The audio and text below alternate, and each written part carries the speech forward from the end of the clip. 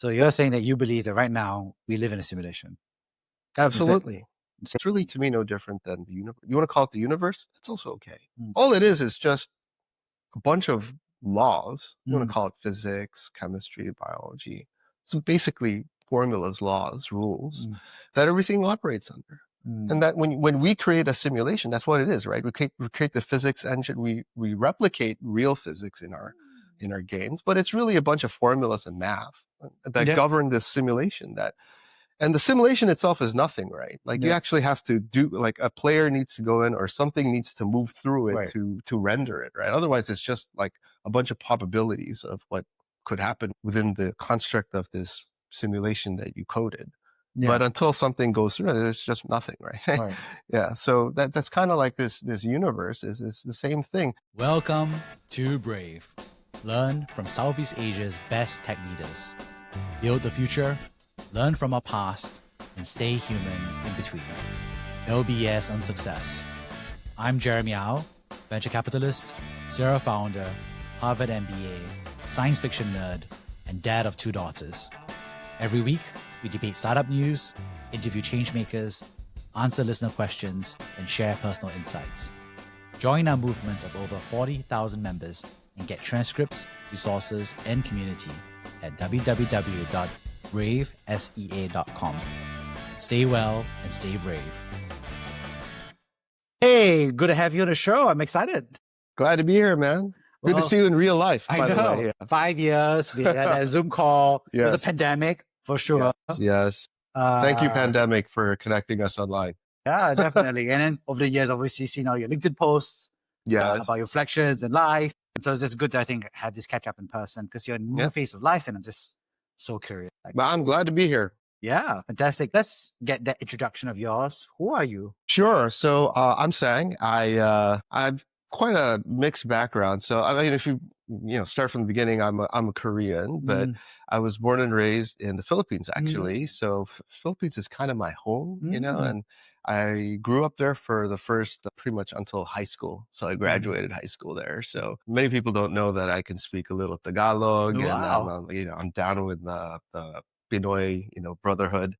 And then I went to the States to study university, and after graduating, I stayed there for quite a bit before coming to Singapore. And, I think what's interesting is that you've also had this career as an entrepreneur, as an investor, and now as a philosopher. So now I'm very curious about all those different aspects. What were you like as a teenager? Were you like rebellious? So my dad was a diplomat in the Philippines. So that's basically, I was like, diplomat? Pastor's kid, back then, or military kid. I mean, there were too many reasons back then, right? Especially if you were from Korea, back in the 70s, pretty much were in Korea. Unless you're one of those reasons. And so he was working for the Asian Development Bank in the Philippines. So I grew up with that whole diplomat lifestyle, which was actually, it was actually quite not reality, I would say. Because when you were growing up under like this diplomatic status, so you have this whole like diplomatic community. We were living in the village where all the really, really rich Filipinos would be living. As a kid, you don't know that, right? So you think all your friends are one and the same. So I grew up thinking we were billionaires. So we owned this island and this boat and blah, blah, blah. So I'm like, growing up like that, you think you're just like them. Obviously, we're not, right? My dad was working at a bank but that's how I kind of grew up. So I grew up as a very, very spoiled kid. I would say I was a brat. I took everything for granted. We're chauffeured to school in a Mercedes-Benz in a third world country where there's poverty all around. Yeah. But you never saw that because, I was a kid. I was just trying to be cool at school. And I didn't really study.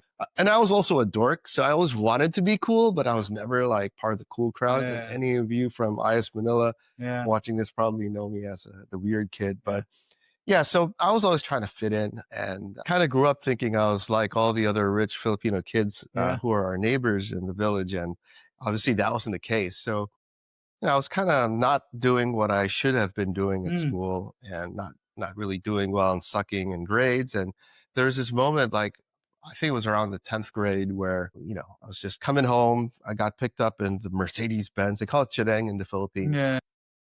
And we came home, stoplight, and it was a really hot day, and I saw this kid pushing a wooden cart and selling coconut husks. And they would use them to like scrub, right? So he was just setting a bunch of coconut husks, and he was barefoot on the asphalt. And so it was really hot. And I remember, red light, and somehow our eyes locked for whatever reason. And there was that moment right there when all of a sudden it just clicked in my head. It was like, hey, this kid's about my age. Like, why am I in here and he's out there? Like, what's the difference? How come he's not in here and I'm not pushing? So that kind of just clicked in my head. And then on the way home, that really affected me. And I said, wow, it could have been just the role reversal. And so what am I doing here? Like, if he were me, then what would he be doing? And I was like, wow, this guy would probably try to make the most out of like the opportunity. So I went home and I'm like, I'm wasting an opportunity. And so the part of that, I'm a lucky guy, in terms of having the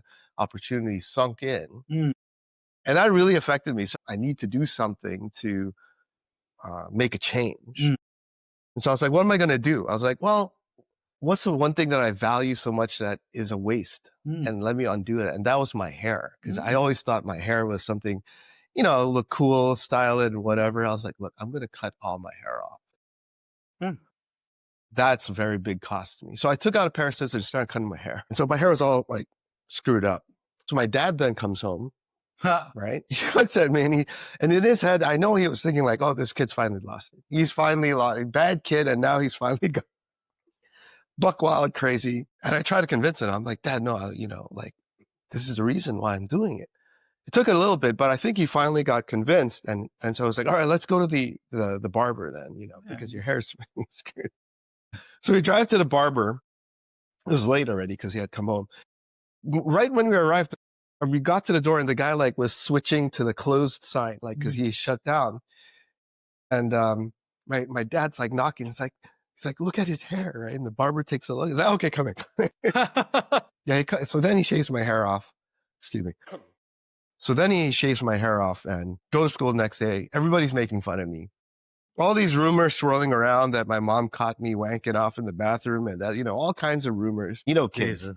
And, but the thing was, it worked like a charm, because every time there was the rumors or whatever that came, obviously I knew what was going on. It just gave me more fuel. Right. And every time I like would touch my head and there's no hair, it just reminded me. And so like from the second semester of 10th grade till when I graduated, I was able to turn things around. So I was kind of like basically barely passing and flunking. And I was able to, at least for the last, 1.5 years left in high school, I was able to get like really good grades. I got like pretty much straight A's. Yeah. And I'm not like the smartest guy, but it was like a lot of effort I put in. And then I was able to get into a pretty decent school. It says low battery there, by the way.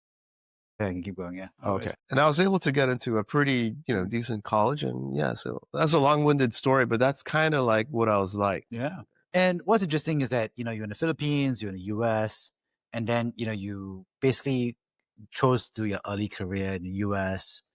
Can you tell a little bit more about what those decisions were, like in terms of your choice, in terms of like domain, in terms of, direction? Yeah. So I specifically went to Tufts University. And the reason why I chose that university, besides it being the backup if you didn't get into Ivy League, which is kind of the point, they did have a very good environmental science. But back then it wasn't called sustainability, it was called environmental science. And so I wanted to so I did a double in environmental science and economics, because I thought those were two things that are, and still are, at odds with each other.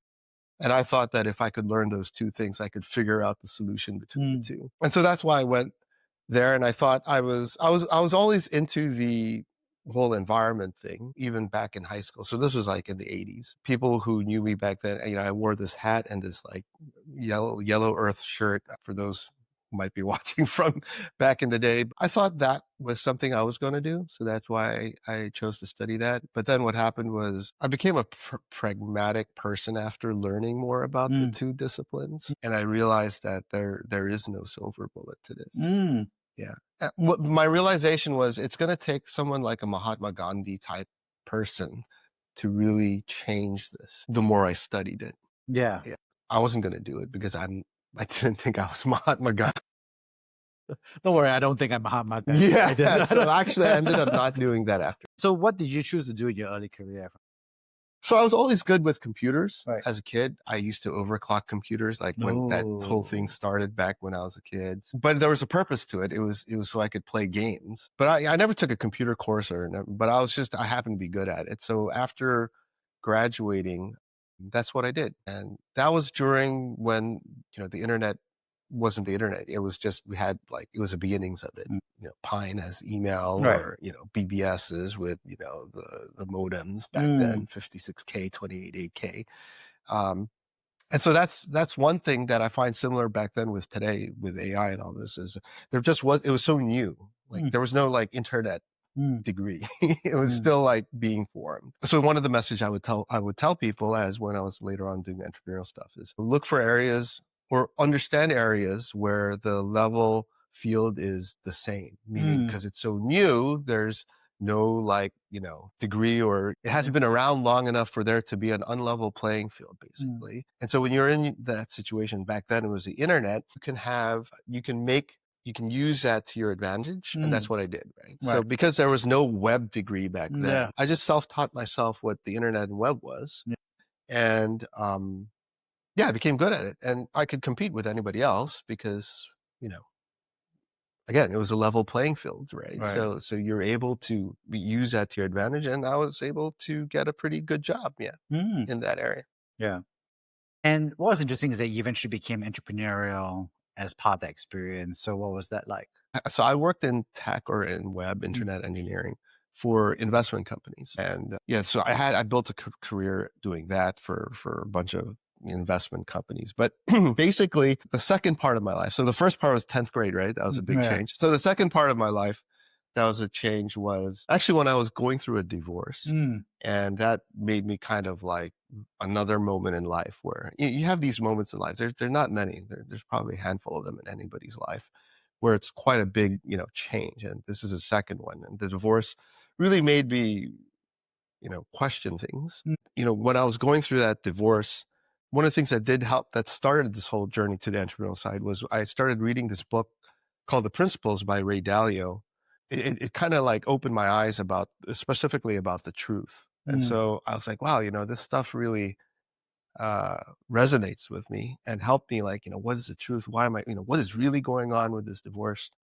Yeah. So I wanted to learn more about it. I ended up working there. Somehow I managed to get a job there and worked under him. And I learned even more about the book through him. And then I actually resigned from Bridgewater. I left. They were quite shocked. They're like, nobody resigns from Bridgewater. I'm like, yeah, I am. And I did that because I wanted to take it to the next level, which is to try and become an entrepreneur and build something myself from scratch. So that's kind of why I did it. It was a confluence of personal reasons and then kind of philosophical with the whole principles thing. And then, with a career that I decided to, there's this idea also that was going on that we wanted to. It was this whole Jeff Bezos thing, right? The regret minimization framework. So I came to the point where I was like, I know if I don't try this, I'm going to always wonder on my deathbed. And I don't want that. So that's how I knew whether it succeeds or fails, I know I had to do it. The point was whether or not it succeeded. That wasn't the point anymore. It was whether or not are you going to do it or not. And so when I arrived at that point and I could ask myself, is that what you're going to be asking on your deathbed? Are you always going to wonder about it? Just like Jeff Bezos said in this thing. And I was like, yeah, absolutely. I was like, yeah. So that was the final switch at the end. Yeah. And I think what I'm curious about, and let's sit with that moment for a bit longer, is that you sounded like you were very much doing a lot of thinking. Yeah. Divorce, reading Ray Dalio's principles, working there and absorbing. So some level of processing. What were some lessons that you learned from that time period? Were there any, I guess, principles of your own that you came up with, or were there specific principles that really resonated with you during that time period? Yeah, no, and in fact, a lot of what happened in that time, well, in all of these major moments in life, but what I took away from that one is literally the truth. And that factors into what I'm doing today. So what I'm doing today is an amalgamation of all the things I learned at that moment in time. It was about the truth, which is what Ray Dalio's principle is all about. And if you really start asking the truth about yourself, why are you really doing whatever you're doing? Why are you feeling the way that you're feeling? It'll all boil down to the self inside of you. And, he has this like the operator, the machine, and, but for me, what it was more about the operator, the machine, more than the machine. But inside of you, why are you doing what you're doing? Why are you feeling the way that you're feeling? And if you really drill down into it, you'll understand that it boils down to the self ultimately, everything. And back then, why were you doing what you were doing? Well, yeah. So again, back then I was still young.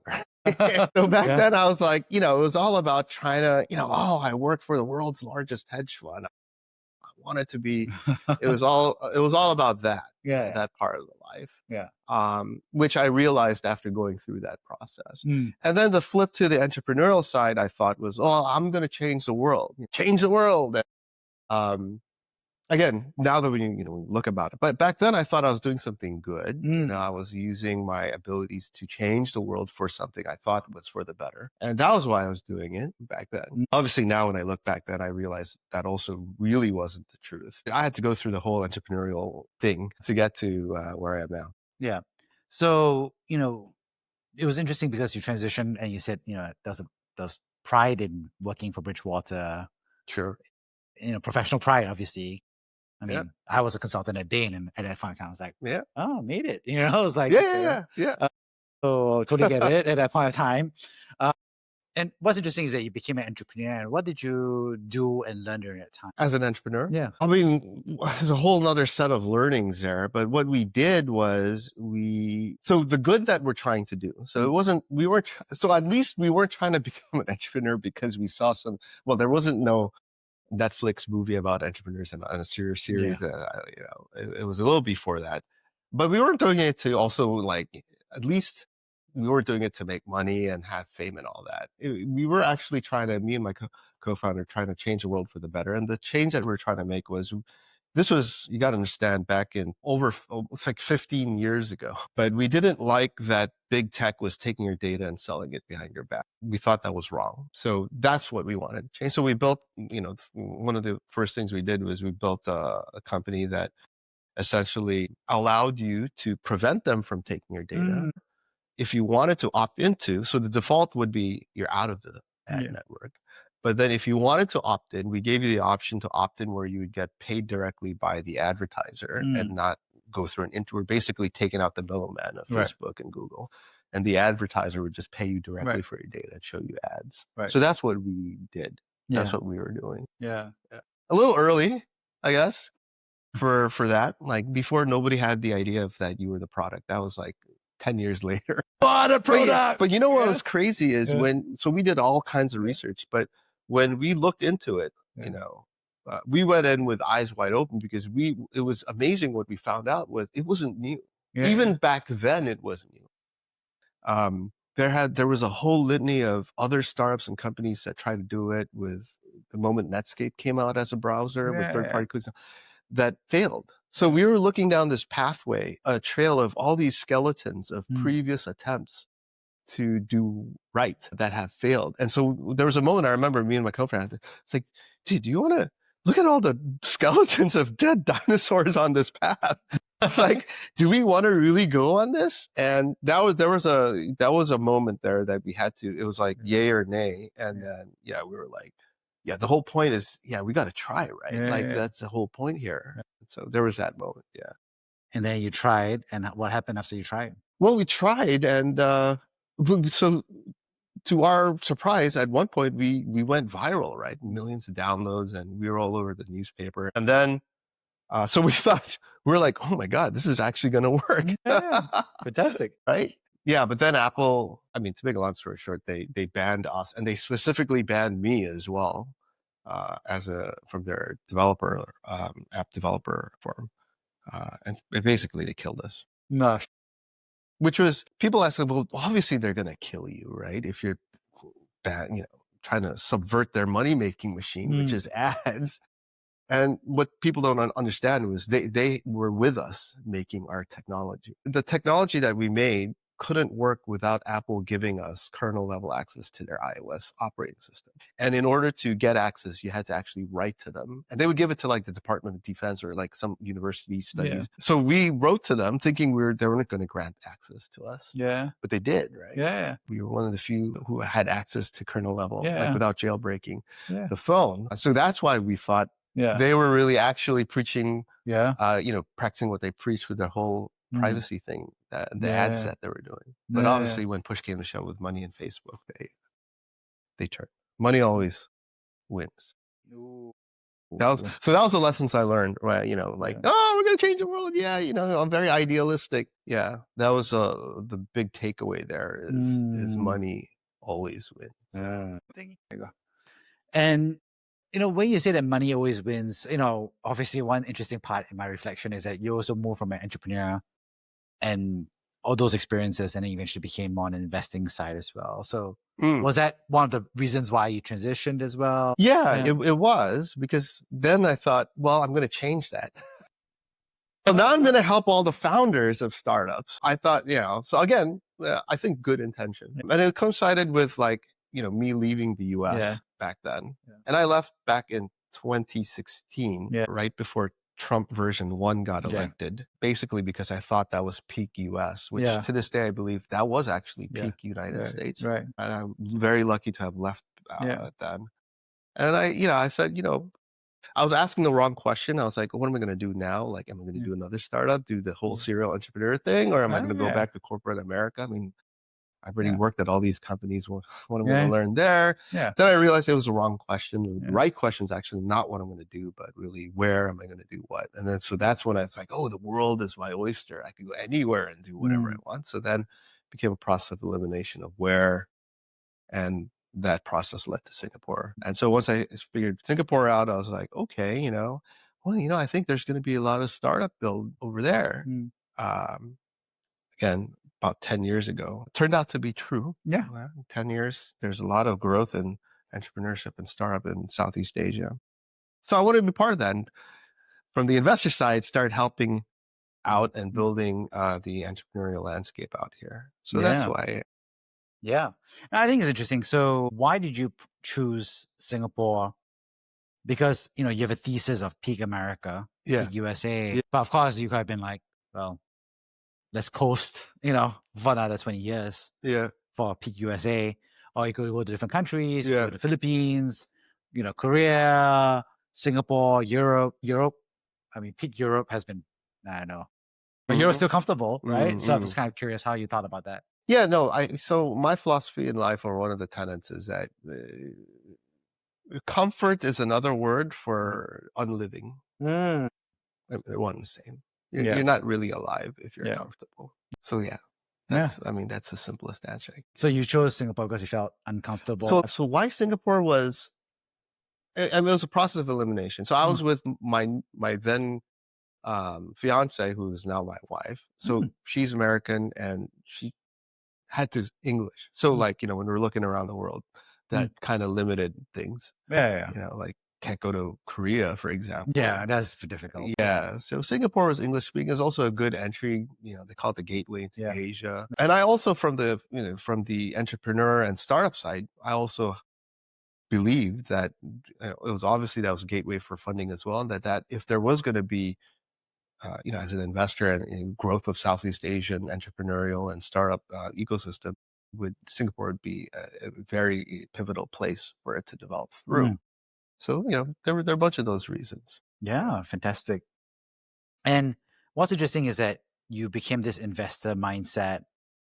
So now you've done a few things, right? You've done the Bridgewater, the engineering and investor set, then the entrepreneurial set, and now the investor and ecosystem builder set. I'm just kind of curious, how did your philosophy change during this time period as well over the past 10 years? What did you learn? Yeah, so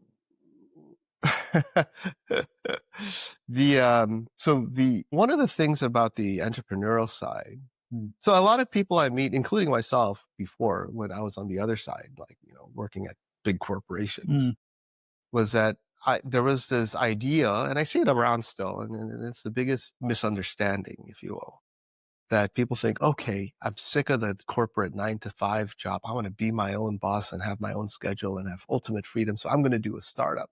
Sick of the rat race. I'm sick of this system. And so I'm going to break out by doing a startup. And that's, one of the biggest, if not the biggest misunderstanding. Because so now that I've been a founder and then now an investor of startups, and it's not true. Like, it's just a different rat race and system.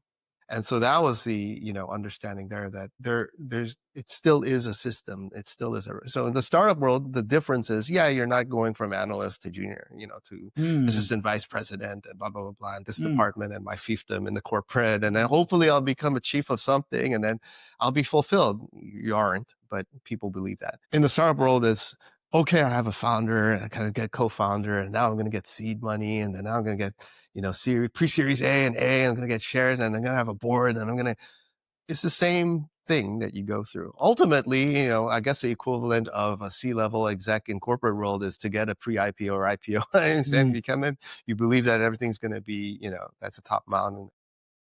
But it's just a different rat race. And it's an illusion to think that it's, there isn't one and you're really the master of yourself. You're not. There's a board. Yeah. There's a board. Yeah. So you're not. Yeah. But people like to think that, and it's what's sold, and just be wary of that. Yeah. So that's one of the things I've learned, and it factored into my philosophy as well. That things aren't what they seem. Right. So what's interesting is that you've done all of these experiences, and now you're talking about the philosophy, right? About what things are versus what they seem to be. What are some, I don't know, principles or, of your own on this dimension? Yeah. So I did put up retire on my LinkedIn profile. Yeah.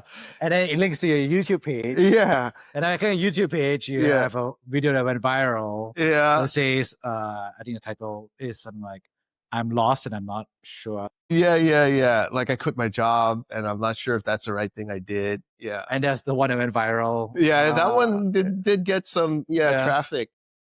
Anyways, I thought it was a good emotion. And yeah. I mean, what ended up happening was I put it bluntly, I realized that actually the most important startup isn't a company. It's actually yourself. That was a realization. It took me some time to get there.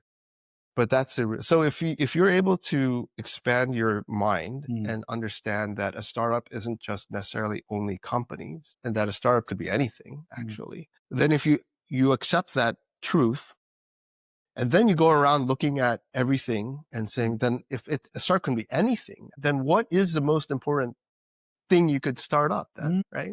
If you really think through it. And I arrived at, well, the answer is obvious, right? It's yourself. There's nothing more important.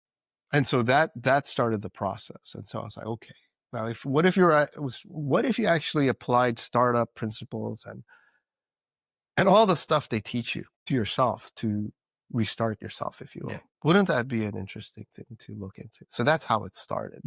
How it ended is I realized that I'm actually creating a religion. But as I said earlier, it's not a religion, it's a belief system, because it doesn't do two of the things that all religions do, which is have centralization, have canonization. Oh, okay. Let's get into this then. You are building religion, but you don't believe in centralization and you don't believe in canonization. So that makes it a belief system. Correct. Which sounds like philosophy. Correct. Which sounds like Redalio to some extent. To some extent. Okay, anyway, so, so I'm just kind of curious, like, what's this adventure that you're on? Yeah, so it's the final adventure. So when I put on my profile that I retired, the retired isn't like I'm not doing work, I'm just playing golf, which is actually another big lie that they sell people of what they believe what retirement to be is. It's actually so this is a true retirement from any rat racer system. That's what I'm retiring from. So I thought, okay, going to startup is retiring from the corporate rat. No, there's another rat racer. So then what is actually retirement from the thing itself, the system? And that's what I've arrived at, right? So I've retired from the system. And what it is, so you're not in the system anymore. Some form or some way you've attained some level of a component of it is financial freedom, which you should be using. It takes time you can't just get there from day one. You need to work your way towards it. But at least you know that's what you're working towards. Right. You're not working towards becoming a CEO. You're working towards this goal of one component being financial freedom. You can attain that many different ways. But ultimately, when you're out the system, right, and now you're really the true boss of who you are. There's no board or there's no something above you telling you what to do. That's when you realize that, you have time to think about what this is, which is what many people in the past have thought through. And we have multiple examples of enlightened people there. And so I'm not saying I'm one of the enlightened people, but the whole point here is when you think through that, what I've arrived at is that essentially we are, what Fafty represents is that, it's a belief system that we are in a simulation. So this is all a simulation, right? And that the whole point of existence is to try and elevate yourself, because as we were talking about earlier, the rendering of the simulation, a manifestation of reality, is dependent on your ability to render it at higher and higher fidelities. Sorry, so let me just jump in here real quick. So you're saying that you believe that right now we live in a simulation? Absolutely. So that's a real belief. Okay. Yeah. So let's go there. Yeah. I'll be upfront. I don't believe that right now, but I'm happy to hear what that means from your perspective. So who's rendering the simulation? Like ourselves? Yeah. Or nature, or an alien race, or God? I mean, rendering and who created are two different things. Okay, but like all the simulation is just an update on our vocabulary. It's really, to me, no different than the universe. You want to call it the universe? That's also okay. All it is just a bunch of laws. You want to call it physics, chemistry, biology. So basically formulas, laws, rules that everything operates under. And that when we create a simulation, that's what it is, right? We create the physics engine. We replicate real physics in our games, but it's really a bunch of formulas and math that govern this simulation. And the simulation itself is nothing, right? Like you actually have to do, like a player needs to go in or something needs to move through it to render it, right? Otherwise, it's just like a bunch of probabilities of what could happen within the construct of this simulation that you coded. Yeah. But until something goes through it, it's just nothing, right? Yeah. So that's kind of like this universe is the same thing. It's just the whole thing about Fafty, and this is why the second tenet that nothing's canonized is unlike religion.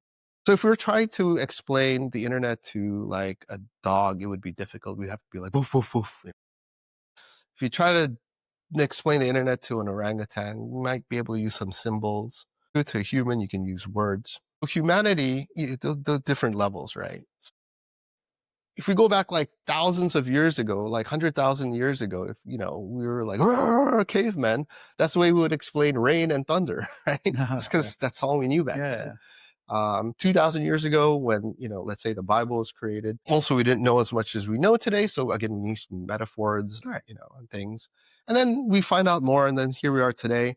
The problem with the canonization, which is a group of people who determine what's right and wrong, and then who snapshot it at that point in time forever in eternity, is we learn more. And what we learn sometimes doesn't jive with the metaphors that we had created. And so then there's this lots of, explaining backwards you have to do, which causes problems, right? And it's not easy to do that. And so that's the model, right? And so, who's to say like today, and then like 1,000 years from now, we're going to know probably more than, and then whatever, if we snapshot what we do based on our knowledge today, people in 1,000 years from now are going to be like, no, right? And all we're trying to explain is the same thing, the truth, right? Like what is enlightenment, what happens after life, what is the whole point, right? It's just that the way we can explain it improves over time because we are developing in our understanding as well. And so that's why I don't think it should be canonized. In fact, it should always be updated with whatever we learn. So like 2 years ago in physics, the Nobel Prize for Physics was given to the scientists three scientists who determined for a fact that there's no such thing as local reality in the subatomic world. It just isn't. Yeah. It needs to be observed for it to become something. And we know that now undeniably as a fact, what used to be theory. And so that tells you like, well, nothing's kind of real actually in the subatomic world. And that has implications to, our existence, right? And so, so that's a component. So like, so in that sense, I do think that we're just updating the vocabulary and the mechanism and fidelity in which we're explaining things based on new knowledge. And so you call it the universe. Now I think we can call it simulation because now we know how to build things and we can see how in these rudimentary versions of it, how things operate. And if you go in, it's probabilistic events and nothing really exists until you render it, or experience it. But it's the same thing. It's just a bunch of rules running a thing up, ultimately. And we're just in it. The question of who created it and like, okay, who's wearing the VR goggles? I mean, that's a different thing. But as far as like this, we're just rendering the probabilities of this rule set. A dog's doing the same thing. It's just, it's rendering it with, instead of a GPU like from NVIDIA, it's doing it with a cheap, laptop. So very low frame rates, or maybe like not, different chipset. Yeah. But who's to say that this is the peak also, right? That would be very arrogant to believe that there's nothing above us who can render it at a higher fidelity. Yeah, so you're saying that humans are wearing the Oculus Quest and some people are wearing... It's very arrogant to believe that this is it, that there's nothing better than this rendering of this. Okay, so I'm studying econometrics. I'm in the biospace. So I'm happy to kind of like go through this. So wouldn't someone just be like, okay, maybe your definition of it is like, it's not a simulation, it's a perception of reality on one end, or the other end is calling it a game, right? Because a game has rules, it has players. A game is a simulation. A game is a simulation. Yeah. I guess in some ways implied that a game is implied to have fun. I guess the purpose of a game is so there's so whereas a simulation is implied the purpose is to extrapolate reality, or well, the simulation itself I don't think has a purpose, but if you overlay a purpose into when you create a simulation, then you'll have different things like a game. You can have a simulation to discover things, like with drug discovery and AI. I mean, there's but so the concept of simulation is that there's no real purpose, just a framework of things you put things together, and it's like why you put it together, then now that's a different story, right? Like so maybe I was using a terminology here is Jeremy's simulation is different from Jonathan's simulation of your rendering of the simulation. My rendering is so to the language carefully every digital person has a different rendering because we all have different chipsets. And if I drink alcohol, then my rendering of the simulation changes. Yeah. You overclocked it. But it's the same game everyone's playing, if you want to call it a game. Yeah. Sorry, I just imagine. Caffeine might. Caffeine sounds like overclocking, but it's like maybe you underclocked it. Yeah. If you take drugs like DMT or exactly. Or getting some stuff. Yeah, right? You're tinkering around with it. Yeah, that's like, let me put the water cooler with the power supply and see what happens, right? Let's not fry anything in there. Some people get fried. We get fried, right? And then, but again, I understand the rendering. So rendering simulation, but you're saying that everybody has this. We occupy the same simulation. Yeah. Okay, gotcha. And we're playing the same game, if you want to call it a game. Gotcha. But the game it appears differently. Like if I play it again with a supercomputer, B200 NVIDIA chip. I mean, that game's looking really good on my 100-inch screen. But if you play it on like a 12-inch phone, it's like that's probably like an amoeba. But it's the same. We're all rendering the same games. There's different fidelity of that game based on and even across the same, hardware, the choices you make as you morph around the simulation, it builds a different experience. And so the experience is what's the key at the end of the day, which we can't define actually, which is why I also don't believe while AI is intelligent and self-aware, that it's not conscious, because it's the whole data and Star Trek thing, right? How do you explain qualia? You can't. And so that's the limiting factor. That is the limiting factor. Okay, so let's go through that. So you believe, let me say that again. I think what's interesting is that obviously you made me think of all the people who, you and I, obviously we're observers of reality, and then we go on YouTube and we watch somebody else play a computer game. StarCraft. Inception. Simulation within a simulation. So it's like, exactly, right? Yeah. So we are watching a simulation. Yeah. There's a whole And this is a whole Elon Musk thing, right? Yeah. Where he says, like, because of that, that is very low chance that this is base reality, that there's another simulation playing our simulation, and we're just one in a row of simulation. It's absolutely possible. Right, so we're on a Truman Show. Yeah, it's possible. We could be in a string of simulations. Somebody's watching me in reality TV. Possibly. It's like, wow, it's fun to watch this podcast. Yeah. But it's definitely true. Yeah. Somebody's watching us. Yes. In 1 month's time, listening to this podcast. Yeah. So that's true. So we have become a simulation. Yeah. Yeah. It's absolutely possible. And the whole point is, there's a lot of people who are beginning to think this way. But again, like, if that's the case, then we should update our belief system. And so where is the simulation belief system? And I couldn't find one. So what is the belief system of the simulation?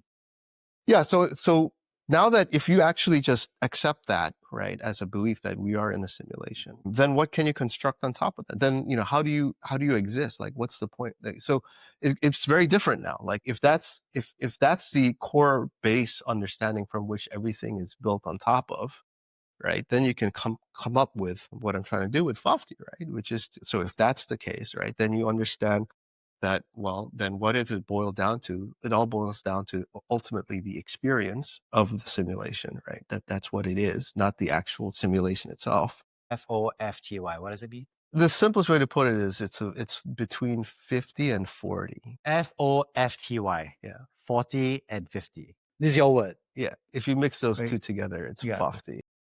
Okay. Usually it's around this age where you start thinking about these things. If you think about it earlier, all about better to you. It's like compound interest in your retirement plan. Usually it's around 40, 50-ish. You start, midlife crisis, or maybe you attain the mountaintop and you're like, whoa, it's not what I thought it would be. Yeah. Or you succeeded in, entrepreneurship and whatever, you did the unicorn thing, and then you're like, okay. You keep doing the same thing and you're like, I don't know, like, there's got to be more.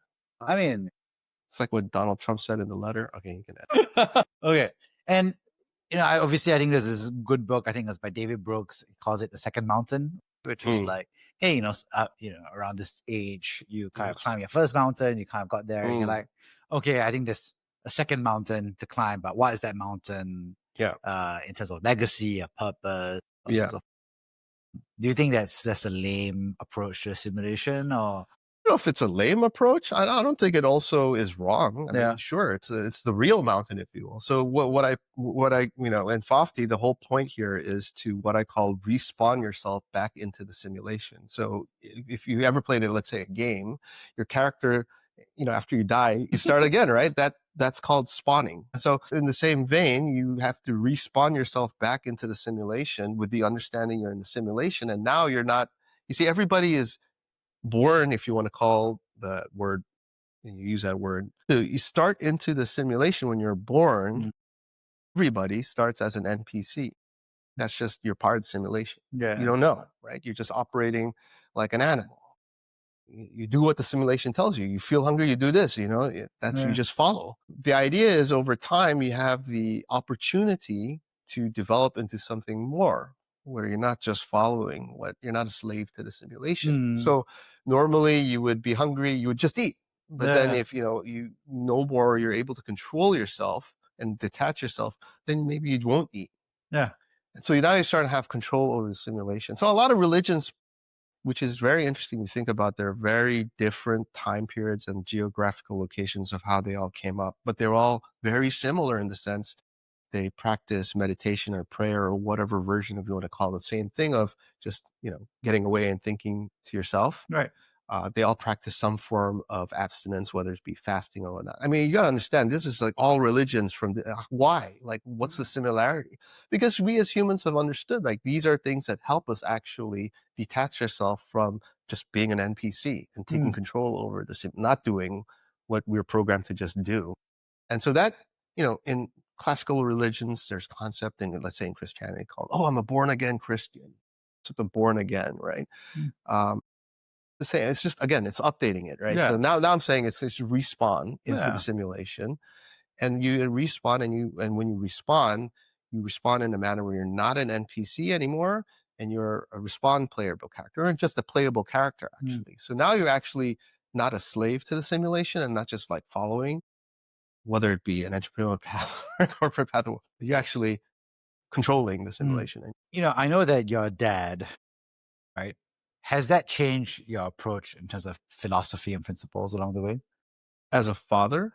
I don't know. I guess the change can go both ways, right? I guess your philosophy can change how you approach parenthood. Oh, yeah. Parenthood can also change how you think. Yeah, no, absolutely. Yeah. Two things have greatly influenced me is being a father, and then also I do hobbies. So I don't really use AI. Like I don't like use Grok, but what I do is I train the models actually, especially the open source models, because as a dad. So the thing is, it's really interesting. I see how intelligence and self-awareness develops using both. So with my own physical children, like I see them growing up, and they're at the age 3 and 7 where I can see it developing really.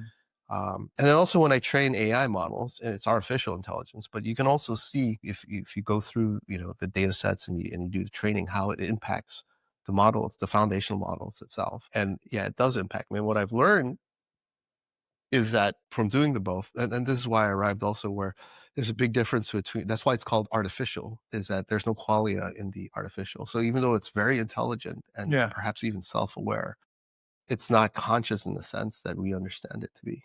Yeah, and could you define qualia? Qualia is the best explanation of it is, how do you explain what sweet is? You can't. Yeah. The best you'll do is find a synonym for the word sweet and tell it back to me, but you'll never explain the experience of what sweet actually is. Yeah, and that is a hard problem of consciousness. That there's that book written, but that's what qualia is the experience of it. I do like what you said, which is that having 2 daughters, 3-year-old and 4-year-old. Watching them learn how to walk and talk does feel like, oh my gosh, literally I'm raising a supercomputer intelligence with this. So it's sort of like weird neural network where, where basically it's like, you tell them like, don't touch the birthday candle, right? And they're like, oh my God, I really got to do it. Yeah. They get pretty close and they burn themselves. I don't know, the system, but it buzzes the whole network. It's like, okay, I'm not going to touch the candle, but I can blow it out. And by the way, my dad was right, and warning against it. I wasn't being a total liar about the fact that touching the candle would be a bad idea. Yeah. So I do think that I appreciate what you said, which is that in some ways raising children, but also being this computer age, kind of makes you feel like there's some equivalence. You'll see the similarities, but then you'll also see the dissimilarities, right? The whole thing with like real emotion, real pain, real joy, like those things you will not see. It'll be artificial. Right. Yeah. And I think that's going to be interesting because, what do you think that future is? Because, as somebody who's been in technology for so long, obviously there's a philosophy, there's a thought.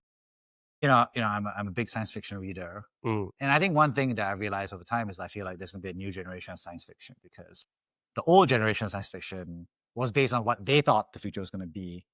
And now I'm just like, well, it turns out that, first of all, I think AI is not like Star Wars. R2-D2, it doesn't really feel smarter than a human. I mean, they're probably equivalent.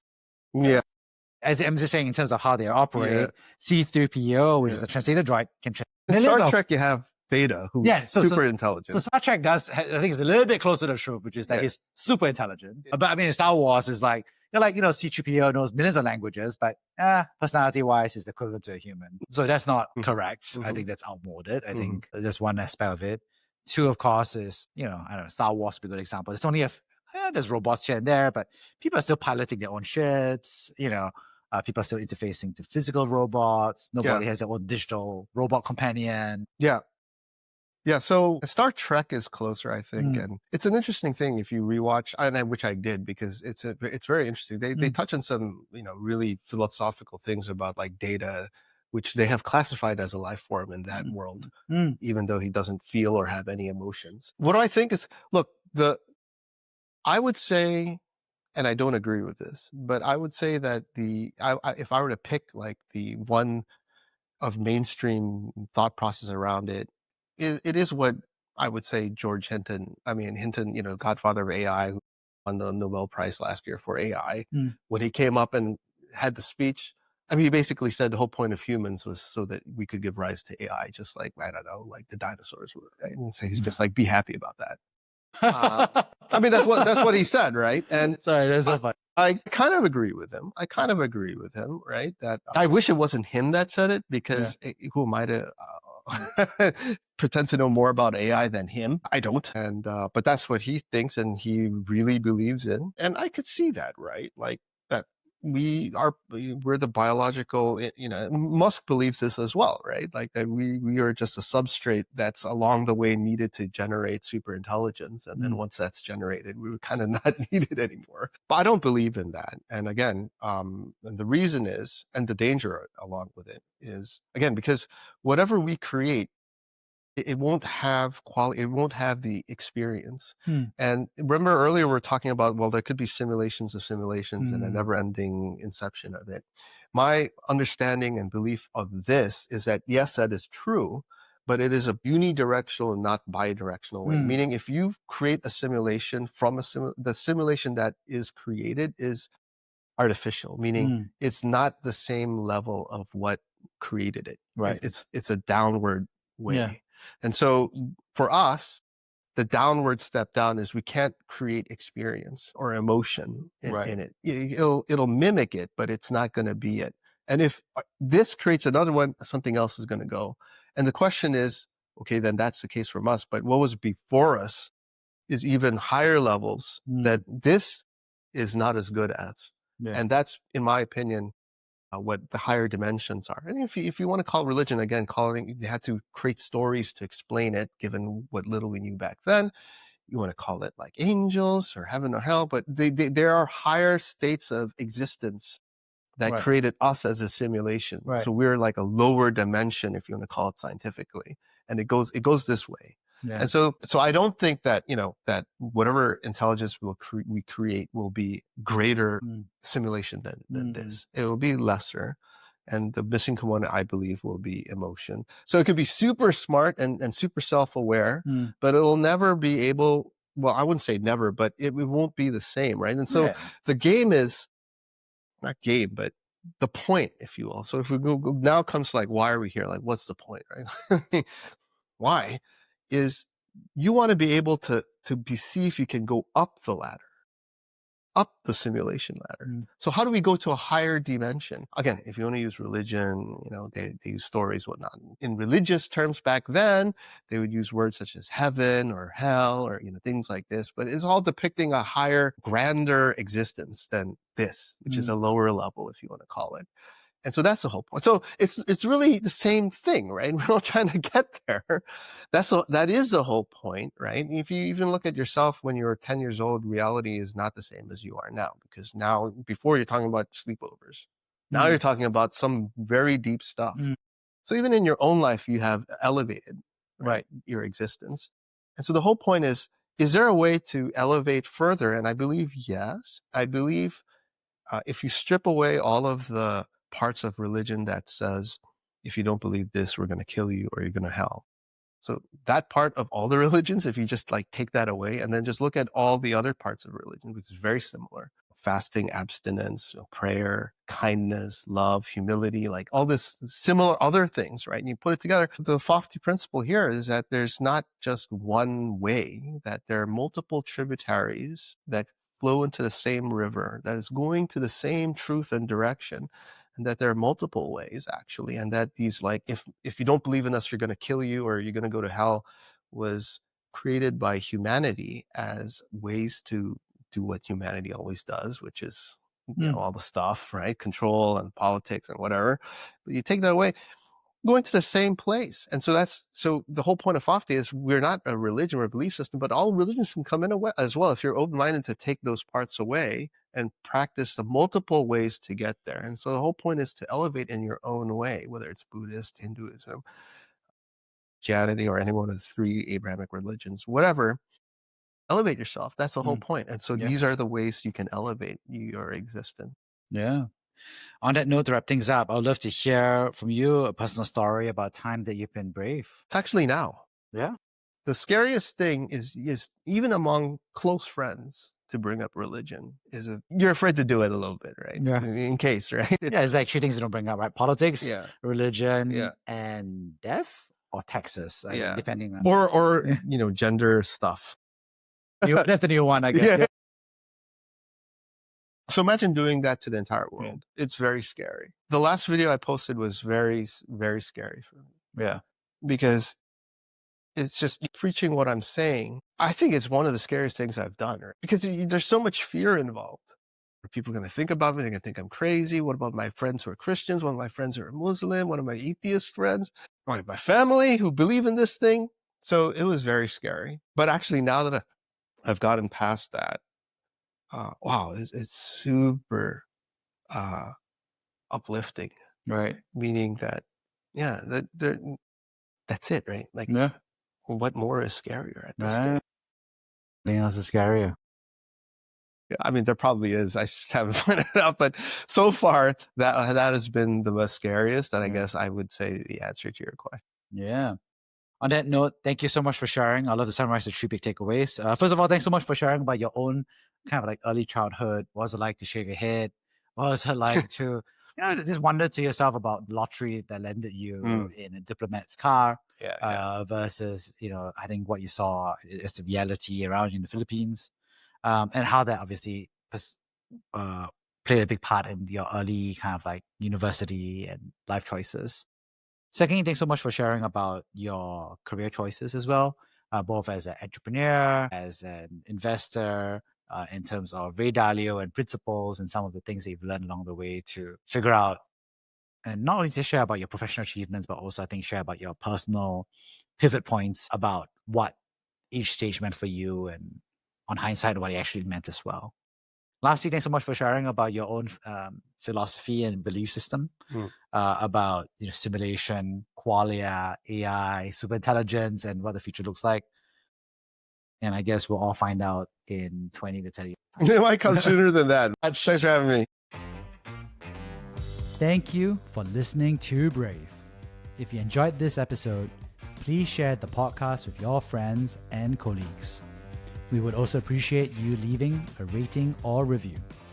Head over to www.bravesea.com for member content, resources, and community. Stay well and stay brave.